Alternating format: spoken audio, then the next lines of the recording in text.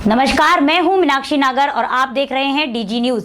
चलिए नजर डालते हैं आज की बड़ी खबरों पर। दीपावली का त्योहार नजदीक आ रहा है और सभी भारतवासियों को इसका तोहफा पहले ही मिलने वाला है।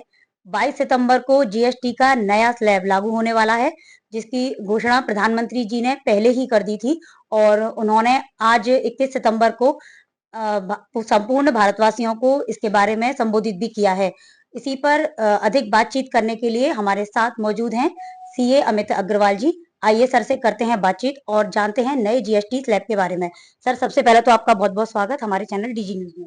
सबसे पहले मैं आपका बहुत बहुत धन्यवाद देना चाहूँगा, जो समय समय पर आकर आप आम जनता की जो हेल्प कर रही हैं, इसके लिए आपके चैनल का बहुत बहुत शुक्रिया, बहुत बहुत आभार। जैसा कि सर हमारे पीएम मोदी का नारा है one nation and one tax, और इसी को देखते हुए उन्होंने जीएसटी लागू की थी और अब इसमें 8 सालों बाद बीच में भी काफी फेरबदल होते रहे हैं, लेकिन ये अब एक नया और बड़ा बदलाव देखने को मिलेगा। तो क्या कुछ देख कहना चाहते हैं और आप अपने नजरिए से इस बदलाव को कैसे देखते हैं? सबसे पहले तो मैं आपको ये बताना चाहूँगा कि जीएसटी हमारा जो देश में लागू हुआ था, 1 जुलाई 2017 को लागू हुआ था और जीएसटी का उद्देश्य था कि वन नेशन वन टैक्स, जी। यानी एक देश और एक राष्ट्र और एक टैक्स के उद्देश्य के साथ हमारे भारत के माननीय प्रधानमंत्री जी ने इसको लागू किया था। और ये जीएसटी पिछले 8 सालों से चल रहा है। इस इन 8 सालों के दौरान जीएसटी में बहुत बड़े-बड़े बदलाव हुए और इसमें जो नियम और शर्तें थी, वो इतनी ज़्यादा क्लिष्ट थी कि जिसको एक आम व्यापारी का एक चार्टर्ड अकाउंटेंट, एक एडवोकेट भी प्रॉपर तरीके से नहीं समझ पाती थी। हम लोगों की भी समझ में भी अब इसको धीरे-धीरे आना शुरू हुआ है। तो मैं माननीय प्रधानमंत्री जी का बहुत-बहुत धन्यवाद दूँगा कि अभी उन्होंने हाल ही में ये बहुत बड़ी घोषणा करी है इसको कि इन्होंने जीएसटी 2.0 का नाम दिया है।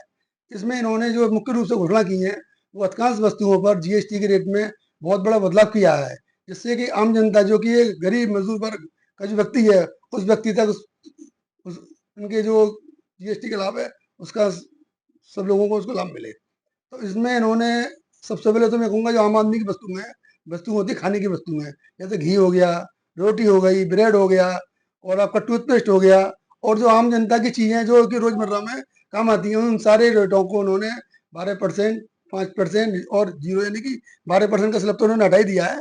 12 और 28 का स्लैब तो हटा दिया है। अब केवल 18% का 5% के स्लैब हैं। तो इन्होंने अधिकांश जो है 12% में जो आइटम थे, उन सबको ये जो है 5% में ले गए हैं और बहुत से आइटमों को एग्जम्प्ट कर दिया है।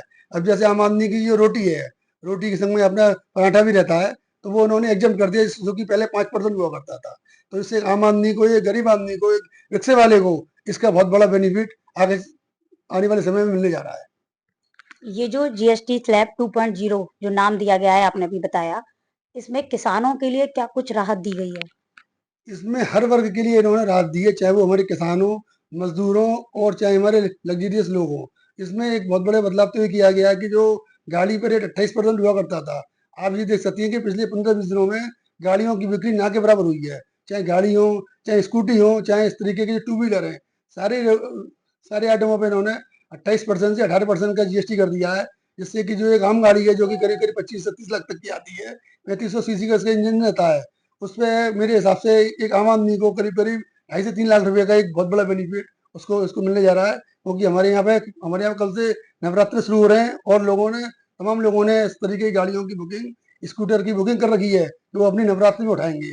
तो ये नवरात्रि और ये दीपावली बहुत अच्छी होने होने जा रही है, क्योंकि लोगों की जेब में पैसा बचेगा, तो वो इस पैसे को अपनी आगे खरीदारी में यूज़ करेंगे। इसके अलावा इन्होंने एयर कंडीशनर पे भी 28% से घटा के 18% किया है, फ्रिज पे भी 28 से घटा के 18 किया है और आपके क्या नाम है टेलीविज़न है, इस तरीके के जो बहुत सारे लग्ज़री आइटम हैं, 28% से इन्होंने 18% का जो एक साथ जो 10% का फ़ायदा किया है। ये मैं कहता हूँ कि बहुत बड़ा गवर्नमेंट ने बेनिफिट एक आम आदमी को देने का प्रयास किया है। जी बिल्कुल, आपने 2 चीज़ें क्लैरिफ़ाई कर दी। एक तो हो गया ऑटोमोबाइल इंडस्ट्री और दूसरा इलेक्ट्रॉनिक आइटम्स। इन दोनों के बारे में तो आपने बता ही दिया। साथ ही साथ होटल इंडस्ट्री में भी क्या कुछ रहने वाला है जीएसटी स्लैब 2.0 को हाँ, लेकर? इसमें आपने बहुत अच्छा प्रश्न किया है। इसमें होटल इंडस्ट्री में भी गवर्नमेंट ने बहुत बड़ा बदलाव किया है। होटल इंडस्ट्री में अब तक क्या होता था कि जो रूम्स जिनका कि टैरिफ 7,500 रुपए तक होता था, उन पे टैक्स का रेट 12% था और उससे ऊपर 28% था। अब इन्होंने इसमें क्या कर दिया है कि 12% वाले रेट को हटा के 7,500 रुपए तक का टैरिफ, उससे ऊपर वाले का तो वेजिटेरियन भी, क्योंकि वो लग्ज़री में आती है ना। तो 7,500 वाला जो अभी तक 12% हुआ करता था, उसको उन्होंने 5% कर दिया है, लेकिन उसमें कंडीशन लगा दी है कि आपको कोई भी आईटीसी इसमें नहीं मिलेगी। आईटीसी का मतलब ये होता है कि होटल वाला व्यक्ति अगर कोई परचेजिंग करता है, अपने होटल के रूम्स के लिए कोई गद्दे खरीदता है या होटल के लिए कोई भी सामान खरीदता है, उस पर जो जीएसटी पे करके आता है, उसका कोई भी लाभ उसको नहीं मिलेगा। उसको इंस्टेंटली जो भी उसका टैरिफ है 7,500 तक, उसको 5% का जीएसटी उसको भुगतान करना पड़ेगा। इससे होटल इंडस्ट्री की थोड़ी सी उसकी लागत बढ़ने की संभावना है, क्योंकि पहले तो वो आईटीसी के रूप में उसको ले लेता था, कोई कस्टमर था तो उसको 5% मिलना है, इससे पहले 12 मिलता था।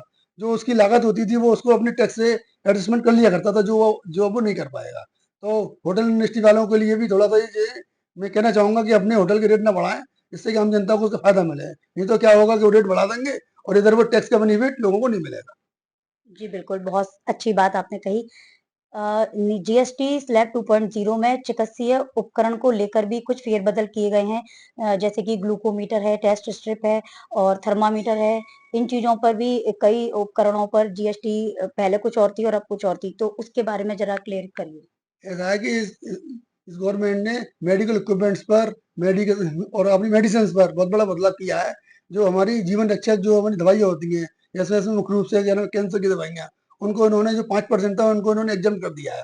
अब कैंसर की दवाइयों पर कोई भी जीएसटी नहीं लगेगा, जिससे कि एक आम आदमी जिसके घर में किसी प्रकार का कैंसर हो गया है या कोई किडनी की बीमारी है या कोई बड़ी हार्ट की बीमारी है, तो एक तो आदमी को घर में बीमारी हो गई, उसके अलावा उसको जो मेडिसिन है बहुत महंगी होती थी, तो उन सब पे इन्होंने जो है जीएसटी या तो हटा दिया है या 12% से 5 कर दिया है। और जो इक्विपमेंट होते थे उन पर 18 था, किसी 12 था, उन सबको भी इन्होंने 5% के दायरे में लिया है, जिससे कि एक मेडिकल इंडस्ट्री को एक बहुत बड़ी राहत की संभावना और बहुत बड़ी राहत मिलने की उम्मीद है। एक चीज़ और जो इस जीएसटी स्लैब 2.0 में शामिल की गई है, वो है तम्बाकू और उससे बनने वाले उत्पादों के बारे में। तो सर, उसमें क्या कुछ कहना चाहेंगे? क्योंकि उसमें तो स्लैब कम करने की बजाय बढ़ा बढ़ा दिया दिया है। गया है। ऐसा है कि गवर्नमेंट का बहुत अच्छा प्रयास है, मैं इसको बहुत अच्छा प्रयास मानता हूँ। बल्कि मैं तो ये कहूंगा कि इस तरीके के जो आपके तम्बाकू उत्पाद हैं, सिगरेट है, शराब है और जो इस तरह के उत्पाद हैं, उन सब पर जीएसटी 100% लगना चाहिए, क्योंकि हमारे देश में आप इस समय देखिए तम्बाकू खाने वालों की संख्या नित्य प्रतिदिन बढ़ रही है और है ना, फैमिली फैमिली खराब हो रही है।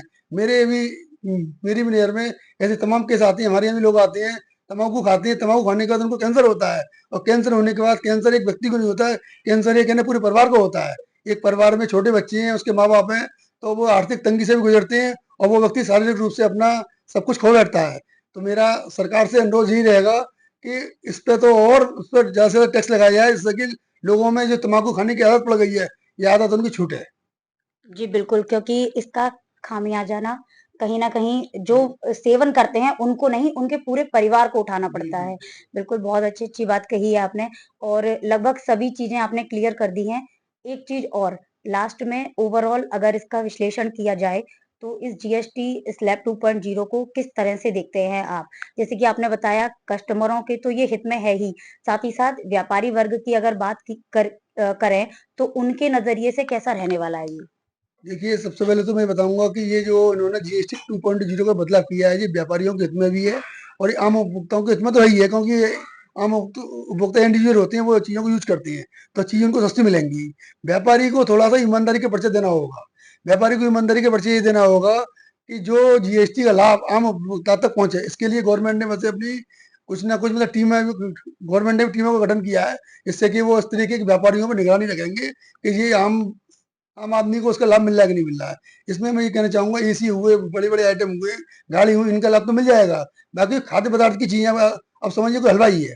इन्होंने क्या किया कि जो घी था हमारा, एग्ज़ाम्पल बता रहा हूँ, घी पे पहले 5% हुआ करता था, अब उसको टैक्स फ्री कर दिया। यानी कि एक घी का टीन अगर हम ₹800 किलो में घी मान लें तो 15 अट्टे हो गए 120, यानी ये घी का टीन आता था ₹12,000 का। पहले पहले ₹12,000 पे 5% के हिसाब से ₹600 का टैक्स लगता था, जो कि अब हो गया ज़ीरो। तो अब जब जीरो टैक्स होने के बाद इसका ₹600 का फायदा आम उपभोक्ता तक कैसे मिलेगा? जैसे मथुरा शहर में रहती हैं हम, हमारे यहाँ बड़े-बड़े जो है मिठाई वाले हैं। अब हमको आम जनता को देखना ये बाकी है कि जो हमारे शहर के बड़े-बड़े मिष्ठान वाले हैं, वो अपने रेटों में कुछ कटौती करती हैं या नहीं करती हैं? और 22 तारीख आने वाली कल, अगर अगर ये लोग अपने रेटों में कटौती नहीं करते हैं, तो मैं कहूँगा कि आम जनता के साथ व्यापारी के द्वारा किया गया धोखा है। गवर्नमेंट ने जो लाभ दिया है, उसका लाभ जनता को मिलना चाहिए। जी, बिल्कुल। बहुत-बहुत धन्यवाद सर आपका। अभी तक हमारे साथ मौजूद रहे सीए अमित अग्रवाल जी। जिन्होंने हमसे बातचीत की जीएसटी स्लैब 2.0 को लेकर के, और सर ने सभी चीजों को बहुत ही अच्छे से क्लैरिफाई किया। और उनका ये कहना है कि जो जीएसटी स्लैब 2.0 22 सितंबर से लागू होने जा रहा है, उसमें व्यापारी वर्ग के जो लोग हैं वो अपनी पूरी ईमानदारी दिखाएं, और जो सुविधा गवर्नमेंट जीएसटी स्लैब में जो भी उन्होंने परसेंटेज लगाए हैं और जो दरें वो लेकर आई हैं, जो वो चाहती है वो पूरा फायदा उपभोक्ताओं को, कस्टमरों को मिलना चाहिए, उन तक पहुंचना चाहिए।